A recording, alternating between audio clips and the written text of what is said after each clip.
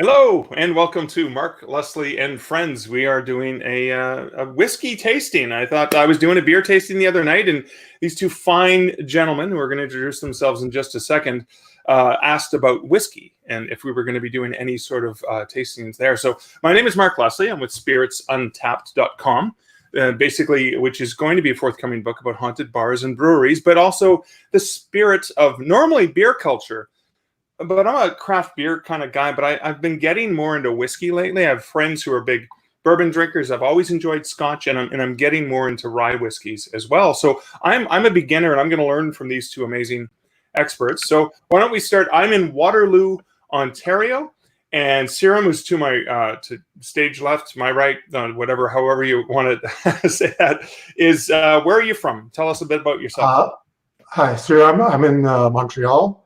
I've been sort of turned on to whiskey like 2005 or so, like 15 years ago. My wheelhouse is Scotch. I like Japanese whiskey as well, Canadian whiskey. Not so much into bourbon. I've been to Scotland a couple of times, done distillery tours, so it's kind of become a hobby now. Excellent, thank you. And below Serum is Craig. Craig, where are you coming from today? I'm coming to you live from about Fox, Alaska. I live in between Fairbanks and Fox. I claim Fox just because it sounds more exotic, and I know a lot of authors with last name Fox, a ridiculous amount of authors with Fox as their last name. So, my interest in Scotch is just always had it. My son is a huge, huge Scotch fan. So I thought, well, let me try some. And that's I have this is remnants of a collection, but it's nothing like Serum has. My goodness, he shared with us. We got a picture, and it was most impressive. It was like the bookshelves behind me, but imagine that instead of all the books that you see behind me, it was all different kinds of whiskeys. That was pretty. There were a couple of years where I was basically buying a lot more than I could drink, and I wouldn't be alive if I drank everything I bought. But now I'm pretty good because now I can't go shopping anymore. So good. Yeah, so you got a good stockpile. So, gentlemen, I've got 4 different beers, 2 of which I have beers. See, it's in my blood. It is in my blood. I have 2 different ones that I have not tried yet. I'm looking forward to opening those, and then I have 2 that I have tried and quite enjoy and wanted to talk about a little bit. What are you feeling like starting with? I think I'm going to start with this one. It's Nika from the Barrel. It's a Japanese whiskey. Okay. It's a blend. I believe it's 50%. Okay. 51.8% ABV. The Nika distillery is one of the older distilleries in Japan. Them and Suntory. I hope I'm getting that right. And this is like one of my favorite blended whiskeys, actually. And it's not that expensive here in Canada. And at the SAQ and the LCBO, it's about $65 for a 500 ml bottle. So prorate to a 750 ml bottle, it's like a $100 bottle. All right. Why don't we pour that baby and give it a shot? Although you've had it before, right? Yeah.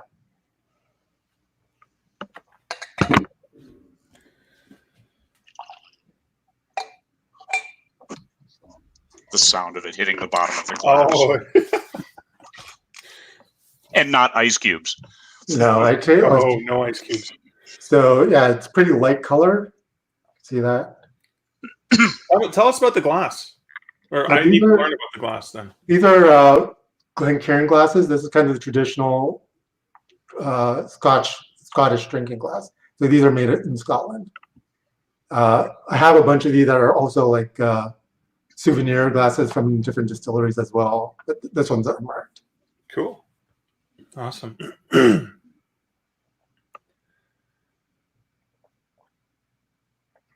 So it's very light. You have a little bit of tingle of that spiciness because it's 51%. It's almost 52%. But it's got a caramel finish, a little bit of vanilla, sort of like a creme brulee almost. Just that spice gives it that little bit of that burnt caramel. Excellent. It's really nice, and it smells really nice too. kind of floral, a little bit. You get a bit of that caramel and vanillas, and a bit of a floral note as well. Cool. I like the description of the creme brulee taste. That is that's what my optimal whiskeys look like too. So Nika, huh? Yeah. So Nika from the barrel. So it's cask. Well, it evokes cask strength, but it's a blend. So it's not like straight from the cask. Okay. Get that there so you can see it. Nika I'll whiskey, have to not check that bad. out on my next visit. My next daring adventure. To Montreal. Yeah. Well, no, I think LCBO has it. too. Yeah. Yeah. So LCBO, for those outside of Ontario, is the Liquor Control Board of Ontario, which is kind of where you can buy spirits. So, excellent. So, Craig, you're going to crack something open, or go with a? I am going to go with the stalwart. This is my absolute favorite. Okay. It's we're going with Deanston Virgin Oak. This is $40 a bottle. Okay. It's a single malt, and it's this is oak cask, no peat, so it's a smooth, and you see that, and this is my second bottle that I've had of it, and I don't drink a lot, right? So it's a day, yeah. This is the first time I had one of these, I got it as a gift at 20 Books London. Mm. Nice. It smells like Scotch. It actually smells almost like Crown. Okay. Goes a little bit there. And talking about Crown, I have it in the Crown Royal mug, or the Crown Royal glass. Excellent. Always smell it. No, it smells cleaner this way. Coming out of the bottle, made it a little more intense.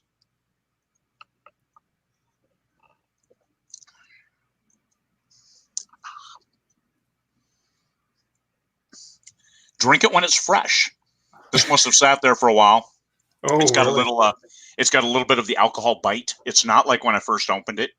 So drink it when it's fresh. Yes, making my eyes water. My favorite whiskey when you drink it when it's fresh. Deanston Virgin Oak. It has not aged well once opened. And I hate to say that about Deanston, but $40, you get you get that. And I have enjoyed the heck out of this. Now, the finish, okay, that initial bite was alcohol-y, but now I have a really nice taste in my throat. It's sitting clean, not leaving anything bad. That's what I like the best about Deanston. Excellent. I'm going to pop up a question. So Julie just commented, creme brulee. So again, two positives on the creme brulee. Yep. So thanks for that, Julie. I am going to now. Again, you're gonna see that these guys know what they're talking about, and I'm a newbie. I'm a virgin when it comes to this in many ways. But I'm gonna start with you can't be a fan of Rush without having read some of Neil Peart's writing. And in his writing, and he's the drummer and the lyricist for Rush, passed away earlier this year. In honor of Neil, I'm gonna have a Macallan, and I had to go and buy this Scotch. I had been enjoying Scotch in various forms until I heard Neil talk about having to have a cigarette and the Macallan at the end of the day, and when he finished a long bike ride. And so it is a Highland single malt Scotch whiskey. This is a double cask. They've recently changed the branding for Macallan, as opposed to it being years. Now they're just going with the colors. So this is the gold Macallan. Now this runs, I think it's somewhere in the realm of $70 to $80 Canadian, somewhere in that realm. It tends to be a little bit more expensive because that's the lowest end Macallan you can get. The really expensive ones, I have not yet treated myself to much more than the one that's about $140 a barrel. And so just going to pour a little bit of that. I think Macallan has reversed themselves on that no age statement stuff. They're going back. Oh, are they going back to that? Okay. Amber to like 12-year-old, 15-year-old, and so on. Yeah. Okay. So I think people were basically customers were kind of rejecting it. Yeah, because I just get confused.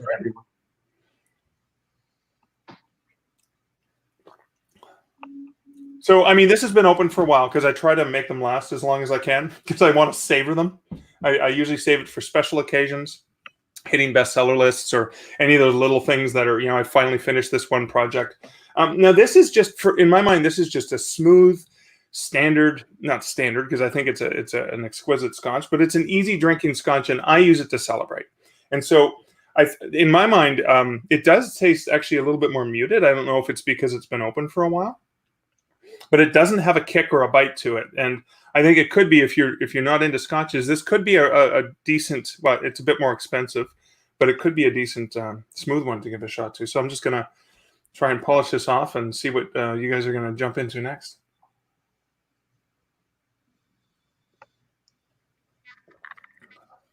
Oh, I like that. Although I do like to sip it slowly.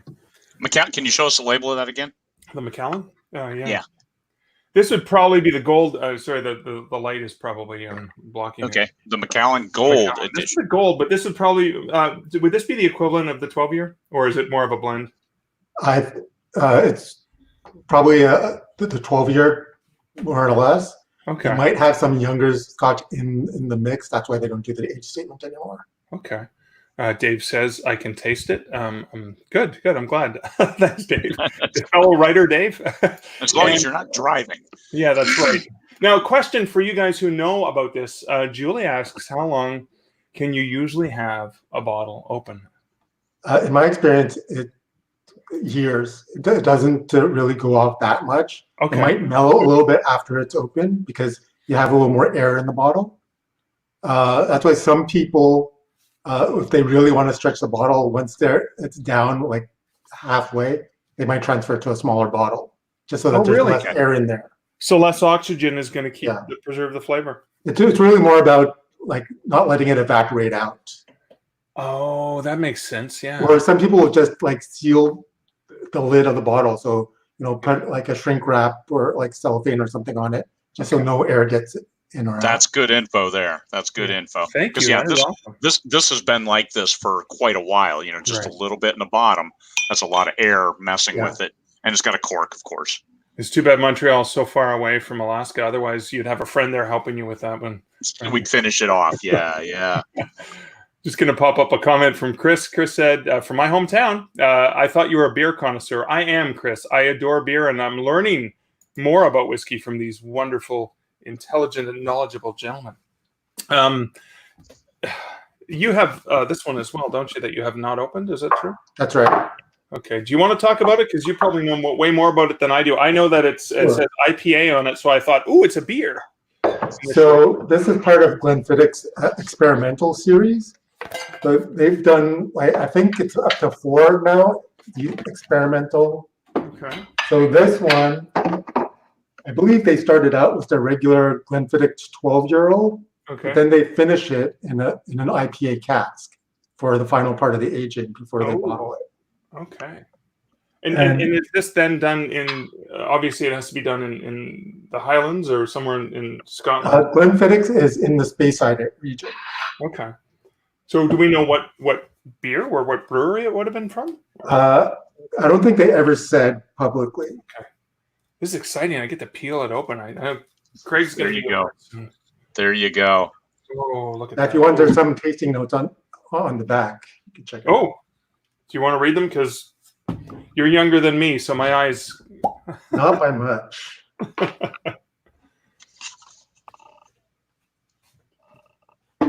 So it's, single malt finished in India Pale Ale craft beer cask. Zesty citrus notes with a hint of fresh hops.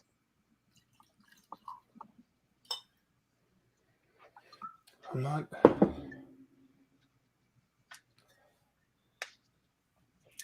getting much of a scent off the bottle.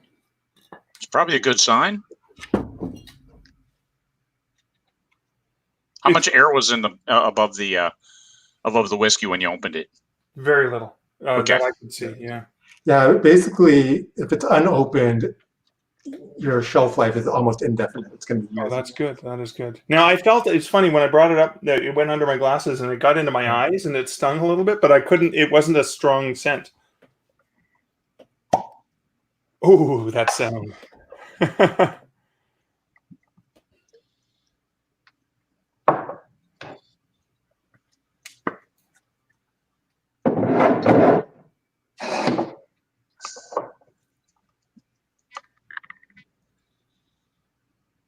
You get a bit of woodiness on the nose, I think.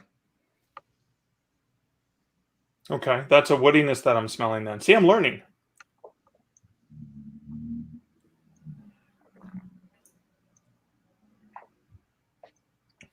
Oh, Yeah, I'm feeling like that sort of beer aftertaste, or IPA aftertaste, but it's very mild. it So I does don't get. think they put it in the beer cask for very long, just probably a couple of months.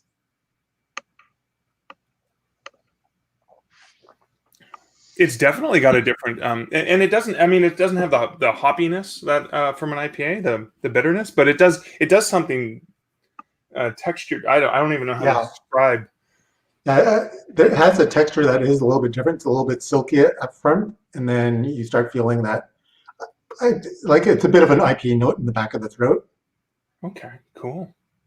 Going to share some comments that just popped up. So this is Martha from my hometown as well, up near Sudbury, Ontario. The Speyside Craft Brewery created a special beer which was aged in ex-Glenfiddich casks for a month before they were returned to the distillery and filled with whiskey for a 3-month finishing period. Copied from whiskyexchange.com.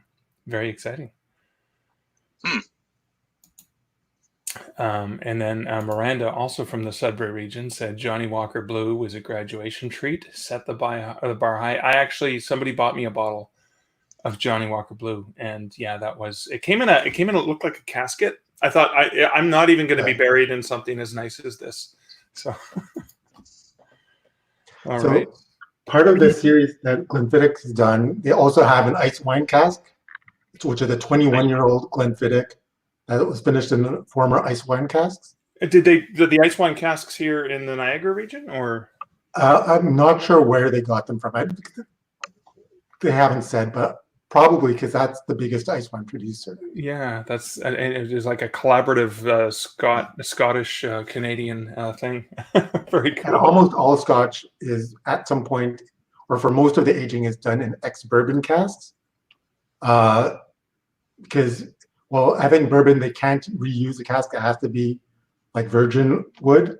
Really? So then after they're done with it, they have nowhere to go. So they sell it to Scotland and then they use them.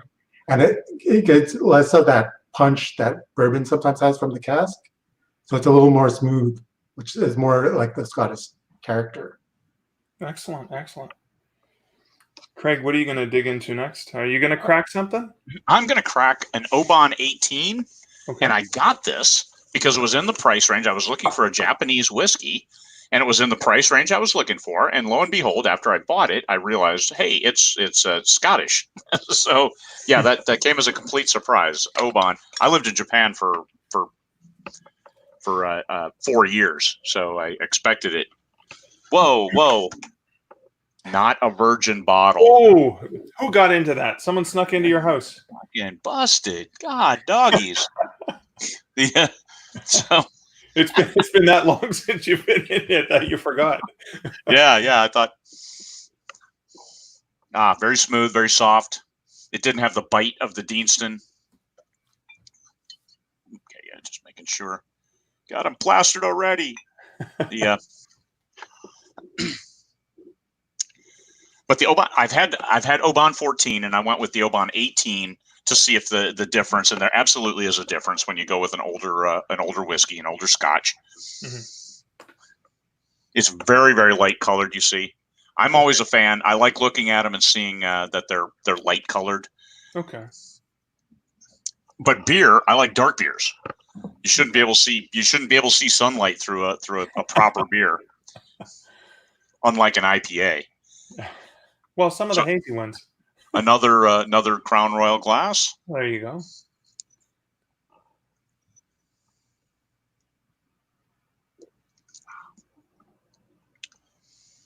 Yeah, that is it's a smooth. It has a little bit of the caramel, a little bit of the oak, no peat again, and that's what I look for when I buy them. I don't care. I actually look in a price range when I buy whiskeys.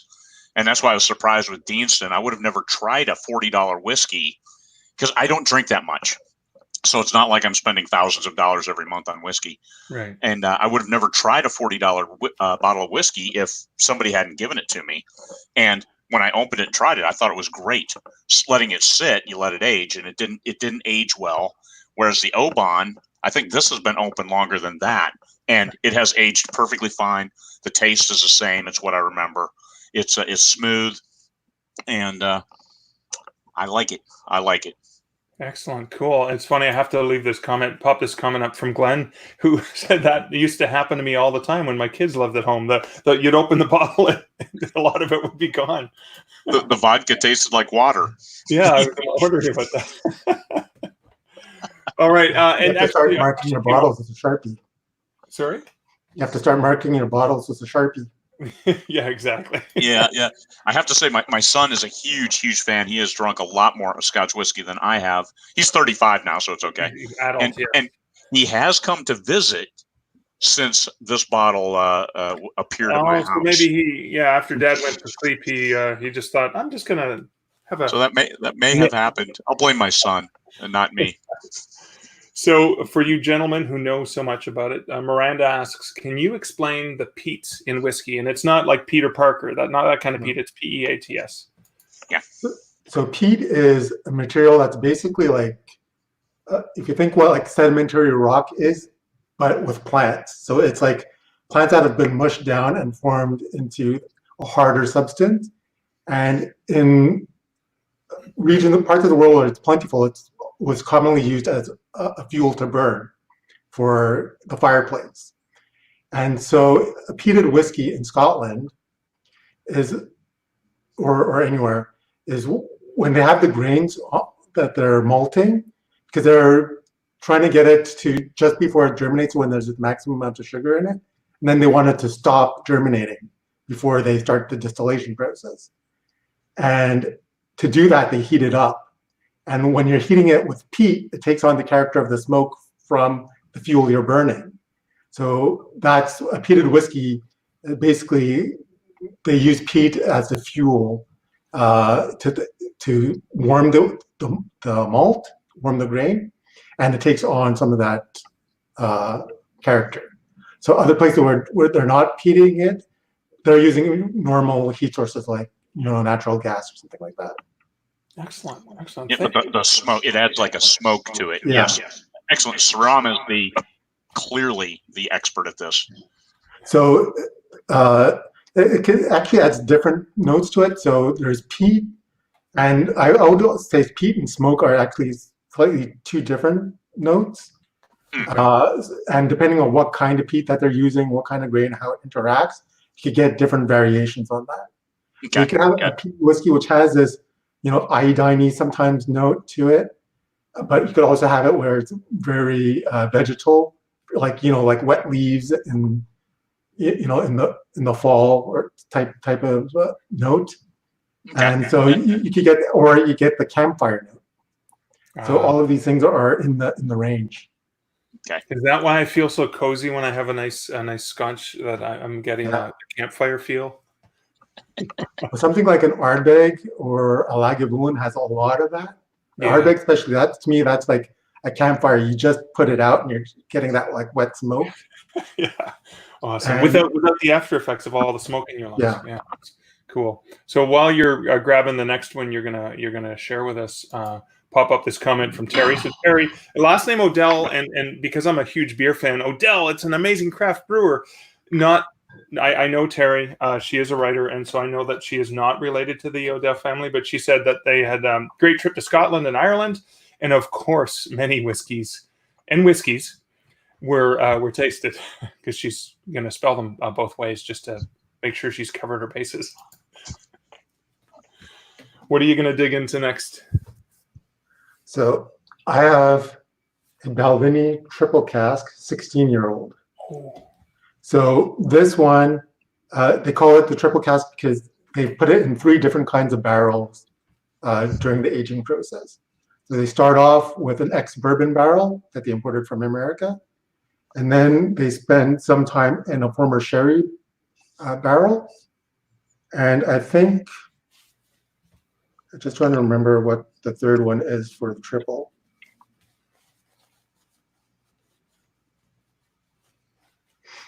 Oh, and they also use a cask that was previously another kind of whiskey, another kind of Scotch whiskey, but they don't say exactly what. Okay. So I think it's a barrel that they used previously on other Balvenies. Excellent, Cool. As he's opening that, I'm going to pop up. I shared his Instagram account, Whisky Canuck.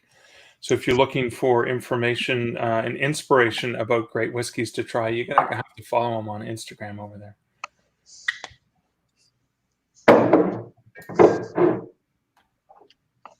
So this one's a little bit darker than the other one. It's still fairly light.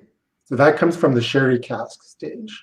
So it gets a bit of that sweet red wine into it. And Balvenie is really well known for they finish most of their things in sherry cask. And they have a couple that are finished in port casks as well. So it gets a bit of that richness, that sort of, they'll call it Christmas cake or like fruit cake note at the end as well. Or like you get some whiskeys which has such a strong influence from the sherry cask, you smell it and it just smells like sherry or port. But this one is very subtle. They don't put a lot of that. It doesn't spend a lot of time in the sherry cask.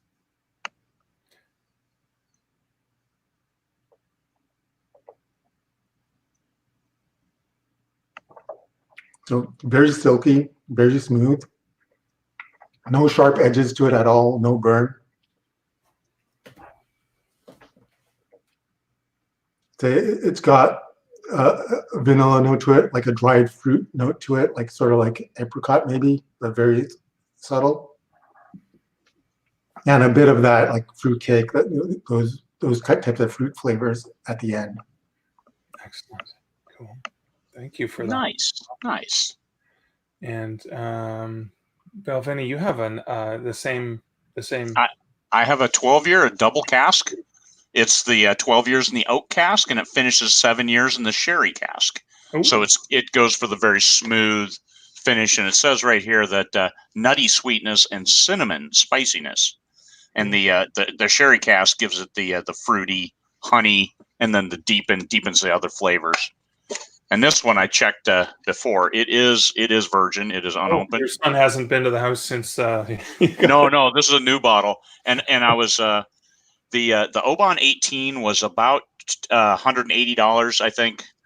This Balvenie I've seen anywhere from. I bought this bottle for I think 140 US, and I've seen it for if it doesn't completely kick my ass, and I can open it. I picked this bottle up, I think, for 140, and I've seen it up to 200 for this exact same bottle. Just depends where you are. Wow. And the taxes. So is there an availability in Alaska, the same that you would get in the continental U.S.? There is. We have what's called the Brown Jug up here.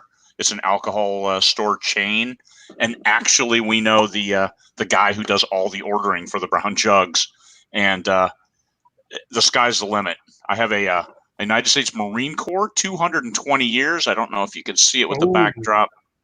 It's so this is a 30-year-old glass. I should mention, as a Marine Corps person, right? Yes, as a retired Marine. Retired Marine. Yeah, yep. So 12 years double wood. And the reason I drink Balvenie is Gary Gygax, the founder of Dungeons and Dragons. Indeed, that was his drink was Balvenie. So we drink the drinks that are the people we respect and who inspired us. What they drink. Yes, indeed. So the Oban it's a lighter, very light. The Balvenie, a little bit darker, a little more caramel to it. So we'll see if we can taste some of that cinnamon.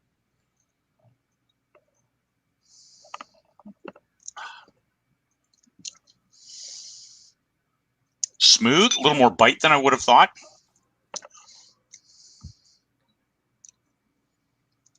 There's a depth in the flavor that I'm not sure what it is. It's not caramel. Little. I'm not thinking it's the but nuttiness. That's maybe what is in the background there that I can taste best. Now, also my taste buds have been over the ringer, so I'm happy to get anything. And now the finish, about 20-30 seconds after taking a drink, very nice flavor still hanging around. Oh, very good, very good. I'm gonna cleanse my palate here for the next one. The Balvenie Doublewood is like the whiskey that made me a whiskey fan. That was like the one that converted me. Yeah, because there's the oak as well. Yeah. The double oak cask. Yeah, so that's the regular Doublewood is ex-bourbon barrel and finished in sherry. Okay. Cool. Excellent. Writers would probably be familiar with the Irish whiskey Writer's Tears, but this is one that is the redhead. So it's a red one, and I've never had that before. So I've had this, and I've been sitting on it because I still have a regular Writer's Tears downstairs that I haven't finished. But I thought this would be the occasion to open it. So we'll give that a shot. And I've got my Ernest Hemingway glass. That basically, this is one of the Hemingway quotes. You'll know when it's wrong. My favorite one, of course, is "Write drunk, edit sober." But I use that when I'm actually writing at night. Coffee in the morning, scotch or whiskey at night. And so this is maybe, are you guys familiar with this one? Can you talk about it? I've never had it. I've heard people talk Writer's about it. Tears, single malt, an exquisite triple distilled. Craig, you're familiar with the Writer's Tears? The Irish whiskey version, because they also have Irish as one of their. Yeah. Single malt Irish, aged in hand-selected sherry butts. See, it's the 8-year-old in me giggles when it says sherry butts. Seasoned with the finest Oloroso sherry, giving our single malt its rich red ruby hue, 46% and non-chill, filtered to showcase the sumptuous expression of Writer's Tears. So let's see if we can. Oh, it is very light, eh? Yeah. So, all right, we'll give that a. Does it have that red hue to it? I'm not seeing, like, if I hold it up to the light, I'm not seeing much of a red hue, and I should probably try to run downstairs, grab the regular one just to compare it, but I can do that later.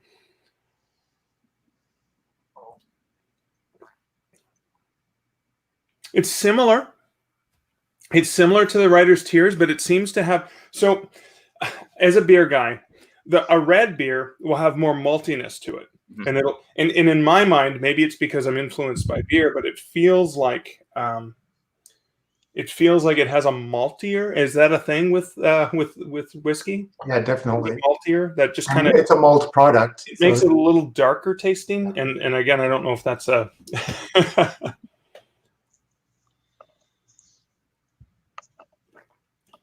it's smoother. I think it's smoother than the regular Writer's Tears. These tears came honestly. Lots of blood, sweat, and tears went into that one. So good. I think Glenn says he has that in the Irish whiskey. So I don't know if it was the Writer's Tears or the red. What do you like better, the regular or the red? I'm gonna have to try them side by side and see. Okay. I think this. Maybe I do like it's almost like a slightly richer flavor to this one. A little bit of a beer aftertaste, maybe. Yeah, almost like a. Yeah. Because I do like a Killian's Irish Red. I know it's Killian's, it's not, but I do No, like. but yeah, you're right. It has more of that flavor. Like I used to not like IPAs, and I used to prefer Hefeweizens, and I preferred red ales and things like that. So maybe I like this because it has more of those characteristics. But again, it's very subtle. I think the average. I mean, and I'm not even very good at tasting whiskeys, but this just feels a bit smoother, a little bit darker, richer. So I'm probably going to go with this one from now on as a default for an Irish whiskey. That because I got to have something called Writer's Tears in the house, right? Yeah, you have to. So. Is there anything else? Oh, come on, Serum, you've got like 5,000 bottles. What were you thinking of showing us? Well, so I have Irish Jameson Caskmate, which is finished in a stout barrel. Caskmates. Oh yeah, I've seen that. Is that a blend? No, it's a single malt Irish whiskey. Okay. It's no age statement, so they don't say how. It's probably around 10 years old on average. 40% alcohol, so 40% is the minimum that you can have a whiskey at.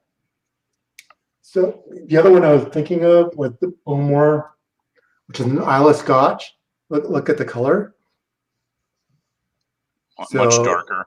Yeah, I'm not a huge fan of this one though. I like Bowmore, but that one it's got this.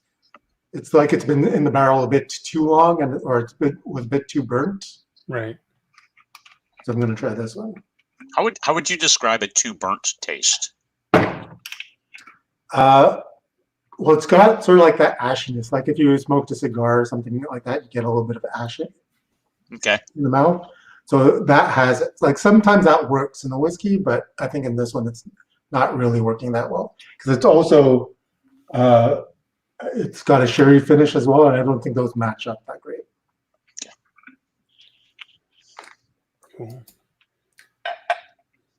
Terry's commenting that we brought home a bottle of Jameson Distillery Reserve with my name on the label. Sounds like the family label on the label. I think she's holding back on you because she knows that you'd be hitting her up for beer.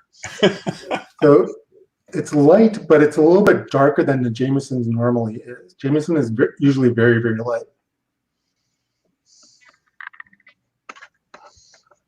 So it's got a bit of a funk to the nose, which I guess comes from the stout barrel. Because normally, again, most Irish whiskeys are very clean. They don't do a lot of like added finishes usually, right. Or they don't peat very often.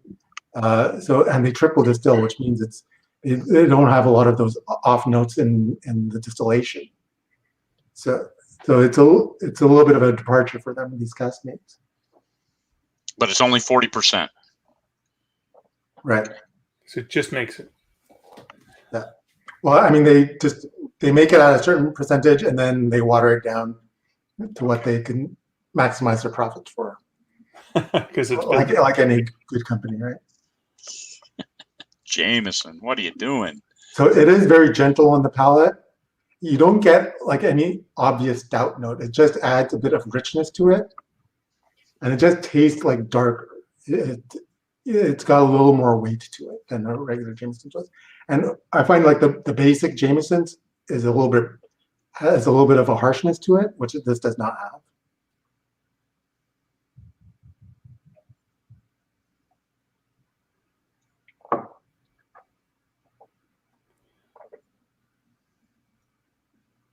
So second time around, feel like there's a little bit of tannin to it, like sort of like black tea, which is probably from that stout barrel as well. Very nice, and it's not expensive. I don't remember how much it cost here. You're gonna have to write a whiskey Bible for us newbies. There you go. Yeah, for stuff you can go buy now, because that's up here. They probably have maybe 20 different single malts, up to $1,100 a bottle. Whoa! And I wasn't sure. I don't mind paying that. Maybe once a decade, but I want to make sure it's a good whiskey. And it looked too dark, and it said on the label peat. So I'm like, as soon as you say peat, I'm not getting it. I don't care if it's my special drink or not, because I wouldn't drink it.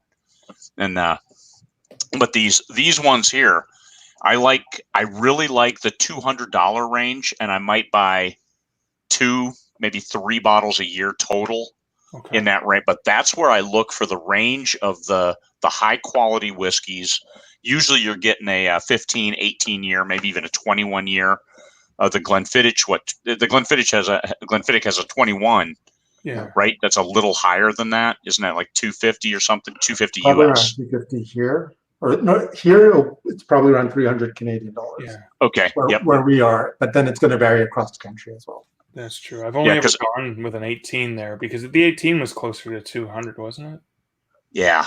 Yeah. But if I can get an Oban 18 for less than 200 or a Balvenie, I mean, this is a 12. I got this fairly cheap. I actually picked this up in Wisconsin in Lake Geneva when I was last there. But you can get a 12, a 15 Balvenie for less than that. And there's different brands and things that you can try. I do like I know Glenmorangie has a variety, a big range of whiskeys, and I've only had one out of their whole range. I've tried 3 or 4 different ones that I really liked. And we have a good like half a dozen, which are, generally speaking, they start with like the Glenmorangie 10-year-old, and then they add 2 years of finishing in different kinds of casks. So there's the port, the sherry, the just kind of red wine or white wine or what have you. They do a lot of that, these sort of limited runs. And some of them are regulars that they keep turning out every year, like the sherry and port. Or the Sauternes cask is another one that's really popular. I think that's my favorite of that range. But yeah, Glenmorangie does a lot of that. Okay. I have. So I haven't been big into bourbon. Dave Chesson's a huge bourbon fan. I learned lots from him. But Matt, a good buddy of mine from Waterloo here, turned me on to different kinds of bourbon. And this is a Woodford Reserve, which I believe is it Canadian? No, bourbon is always from the U.S. They can't go. Bourbon has to be from that region in Kentucky, or is that anywhere in the U.S. But there are other rules that they have to follow. What do you know about? Kentucky straight bourbon whiskey. So a bourbon has to be just like a Scotch has to be, right? Yeah. So bourbon has to be from the U.S. and it has to be at least 51% corn in terms of what grains go into it. Other grains could be wheat, rye, barley, but it has to be 51% corn. Has to be aged in casks that are fresh wood that haven't been used before. Okay. And it's fresh oak casks. Okay, so I think 3 years. This sort of thing. But bourbon usually doesn't get aged for very long. Well, it says here, the art of making fine bourbon first took place on the site of the Woodford Reserve Distillery, a National Historic Landmark in 1812.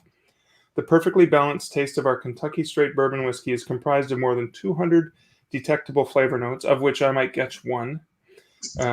From bold grain and wood to sweet aromatic spice and fruit and floral notes. And then it says it says stuff in French because, we're in Canada. So...